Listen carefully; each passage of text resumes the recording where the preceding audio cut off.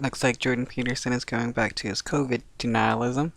Let's listen to him and Dr. Scott. I had access to more information than many people did because I was vice chair of the Health and Human Services Committee in the Senate.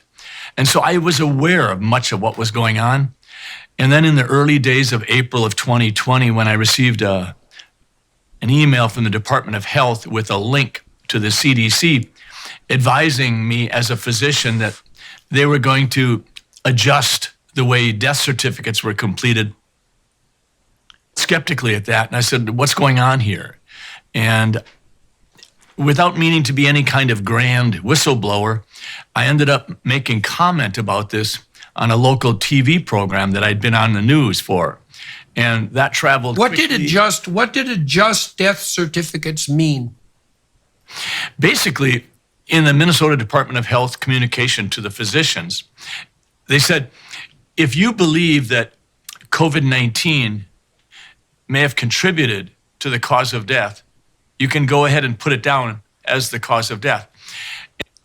Yeah, because during that time, COVID-19 was the main factor as to why a lot of people were dying, if not the, primary reason why people were dying.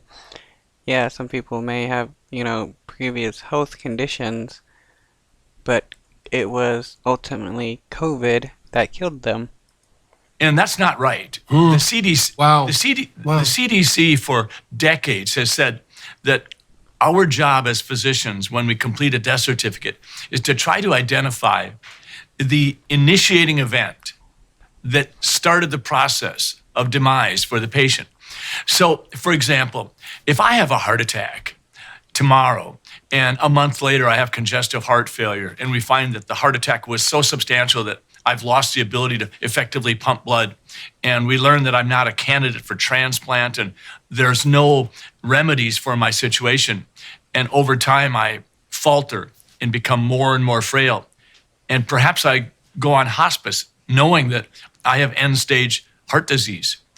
If on my last 48 hours of life on Earth, I get exposed to COVID-19 without ever being tested or even having any symptoms of it, when I die, I died of a heart attack.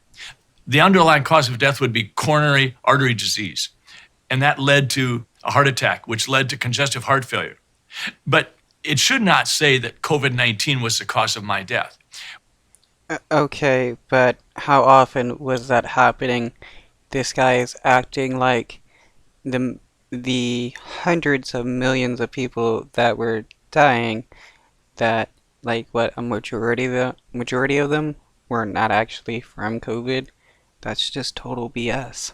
We were being encouraged to go ahead, and they said in this document, if you think that COVID-19 was a contributing condition, you can put it down as the cause of death.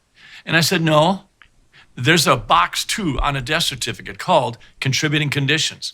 That's where you put contributing conditions. If it's emphysema, if it's asthma, influenza, we put it in the contributing conditions box. We were being told with this disease, we could put it as a cause of death. I raised a ruckus and said, this isn't right. I did not get any response from the Department of Health. Instead, I was asked to be on numerous national TV programs. I was asked to be on the Ingram Angle, and subsequently Rush Limbaugh came to my defense, and we had Tucker Carlson show on inviting me. Yeah, no surprise you had a bunch of COVID deniers supporting you in this situation. But the bottom line is, this was April of 2020. And in June of 2020, I received a letter with red letters stamped confidential from the Board of Medical Practice advising me that for the first time in my career, my license was under investigation.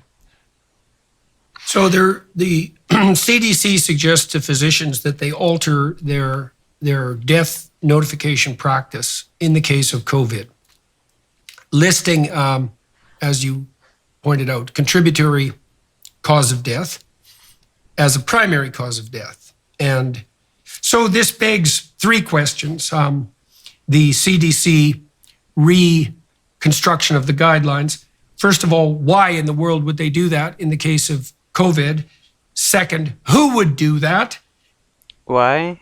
Because COVID was extremely new to us and we were still trying to figure out what it was. And third, what does that do to the reliability of the death statistics that are used to calculate the virality and lethality of COVID?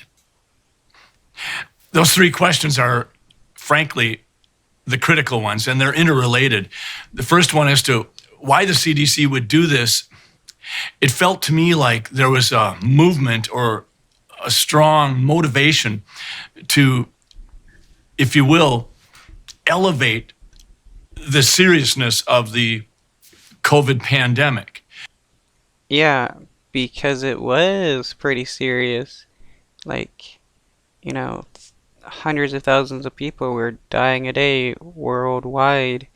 Like, people want to act like it wasn't serious, like it was just flu, but it wasn't. It was killing like 5 times more people than the flu could have ever imagined. I think that it was already elevated substantially, and that troubled me deeply. I raised that question early on. I said, I think we're making an epidemic of fear as much as we're responding from a public policy perspective. So when the CDC did that, it felt to me like they wanted to ensure that they got our attention and that there would be numbers to support that. As to who would do that, I think later on we found out that some of the major characters were people that were indeed in charge of the public policies that were going to govern the world, if you will, for the next 3 years. Specifically, you had people like Dr. Tony Fauci, you had Dr. Deborah Birx, you had some of these people who had, if you will, high-placed positions from which to speak. They literally had absolute power. And I'm a big believer that absolute power corrupts. And I think the third question is probably the most important one, Dr. Peterson. What impact would this have on the reliability of our federal registrar in terms of cause of death? For instance, every year in America, the United States, It actually won't have any impact whatsoever because you can just go back to normal procedures now that COVID isn't an extreme pandemic like it used to be. It's more now just an epidemic. we have approximately 650,000 people die of heart disease. We have approximately 600,000 people die of cancer. If those deaths are recorded instead of cardiac causes, and putting it down as COVID, numerous things happen. One, But that was just during the pandemic when it was going on. It's not happening anymore. People that die of heart attacks are still going to be considered to have died of heart attacks. is we might get a false impression that we're making headway on heart disease when we're really not. You might see pharmaceutical companies coming to the fore saying, see, we told you, if you take our drugs, if you prescribe our drugs, put more people on Lipitor, we will reduce the heart cause of deaths. And that would be not true. That would be a corruption of the actual data. There would be all kinds of nefarious opportunities for people to grab a hold of corrupted data and make a case for something that wasn't real. And when I raised that point, I didn't get a legitimate discussion. There was no robust questioning. It was, you're spreading conspiracy theories and you're having the audacity to cause or to compare COVID to influenza. And those were... Yeah, that is disinformation right there because COVID isn't influenza. It has never been the same as influenza, and that is just a conspiracy from the right wing. A couple of the first allegations. So let me ask you a nasty question then, to play the devil's advocate. So we walked through your career and really very, very briefly your life, and it's a real American fairy tale life, small town American fairy tale life. And so a skeptic would say, especially a skeptic who's arguing from the other side, let's say, would say, well, you missed the limelight. There we go, because you were no longer involved in the political scene, and you got a little bit of attention because you complained about a perfectly reasonable request from the CDC to be, what would you say, hyper careful in relationship to the lethality of COVID. Then a bunch of right-wing conspiratorialists like Rush Limbaugh and Tucker Carlson rushed in, and you got some attention on the national stage, and that went to your head. And so it was in your best interest to cast aspersions on the motivations of people who were only trying to benefit public health.